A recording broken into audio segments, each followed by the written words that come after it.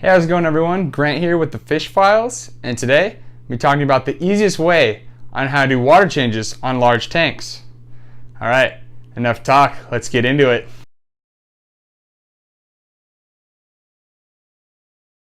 Alright, a couple things we're going to need in order to make this as easy as possible. So first off, got this bad boy. This is a Kedsim water pump. It's pumped 770 gallons per hour, and it's pretty cheap. It's on Amazon. There's 4 different kinds. It'll be in the description below. So you get that, and then you're also going to need 3/4 inch tubing in order to connect to the Kedsim water pump. Now this water pump comes with 3 different attachments, so whatever tubing you have already will probably fit, but if not, I'll have some tubing down in the description as well. And the third thing you're going to need is the Aqueon water changer. Now what this does, you hook it up to your sink, and then you put it the other end in your tank. You turn on the sink, and then it runs straight from your sink to the tank instead of having to carry 5-gallon buckets back and forth, which this makes your life a whole lot easier. This is also going to be in the description down below. So the first step in this process is obviously to turn off the tank, take off the lights, take off the hood, and then you're ready to go. So what I did here already is I put the Kedsim water pump in the tank, put it about 1/4 of the way down the side, maybe halfway, and then it's got 4 little suction cups to stick to the side so it won't let go. And what's cool about this is that when the tank lowers down to that level, it'll cut off because the pump obviously isn't pumping anymore. So let's say you walk away or forget about it, it's not going to empty your whole tank. You just put it where you want the level to be. So what you then take your pipe, you run it wherever you can, whether it's out the window, in a drain, in the toilet, whatever you have. Luckily for me right here, I have it connected to my window and it shoots outside into the planter. So what we do now, plug it in and watch it go to work. Alright, so now I have it plugged in. As you can see, it's going. It's already lowered the water quite a bit. And if you look, this is a 770 gallon per hour filter. So if I go out the window right here, you can see how much is actually flowing. As you can see, that is quite a bit of flow coming out of that tank right there. So it's definitely going to empty it to where you want it really fast and easily. Alright, as you can hear, it's making some noise. Sucking up a lot of air. That means the water level is where you want it. So it goes about halfway down the actual pump itself. So that means it'll stop going and you know you're wherever you want it to be and ready to take it out. So I unplugged it from the socket and I took the hose off. As you see now, it's just freely sitting in the tank. You just pop it off the little suction cups. Oop, one came off, but oh well, I can put it back on real easily. Take it out of the tank.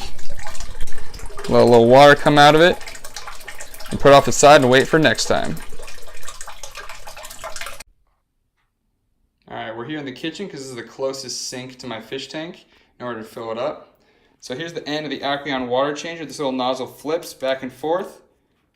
So you could either shoot water to the tank or you could just shoot water straight down it. This nozzle is also supposed to be able to do a water change, as in it sucks water out of the tank and then pushes it back down the sink. But I found that doesn't work very well. It's a lot easier and a lot faster to use that pump instead. So what you have to do is you can see this little tip right here. I taped it to make it easier. Goes in the sink nozzle, and you have to take out the little tiny nub in there, and that screws right on in there. So it's hooked up now. The other end of this hose is in the fish tank. So what I like to do is leave it on right here, and then you turn the sink on, and then you can feel, as long as you need to, how long it takes for the water to get to the right temperature. And when the water is about at the right temperature, you just flip this little switch. As you can see, instead of coming out the bottom, now it's going through the tube and into the fish tank. So this is what the other end of the hose looks like. You can see the flow coming out of there. This end of the hose also has a little on-off valve if you want to use it. I always just leave it on because obviously you're just flowing water through it. But as you can see, it's some pretty good flow, a lot easier than carrying 5-gallon buckets back and forth and waiting for those to fill up. So while that's filling up, you want to make sure you put your water conditioner in the water already, so it's already circulating around. And what I like to do now is this is when I clean my glass. I move the ornaments around and just basically clean everything, maybe the sump filters, clean the hoses while that's filling up.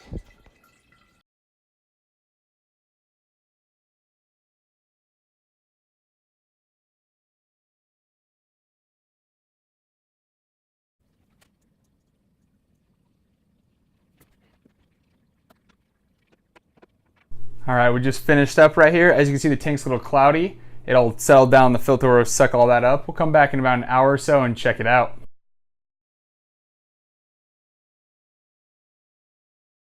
All right, it's been about an hour since we finished, and as you can see, the tank is nice and clean now. That whole process from beginning of cleaning to end only took about 25-30 minutes. So the water changers and the pump really help speed up that process. And my favorite thing especially is that Aqueon water changer. Instead of having to fill up 5-gallon buckets, walk them over, dump them in the tank, and do the same thing over and over again, you can just put it in, turn it on, clean the tank, do anything else while you're waiting for it, and then turn it off and you're good to go. Makes the process a lot faster because you can do 2 things at once. Alright guys, well thank you so much for watching. If you have any questions, please comment. Anything you'd like me to do in the future, please comment. Smash that like button, hit subscribe. I appreciate it guys. Have a good one.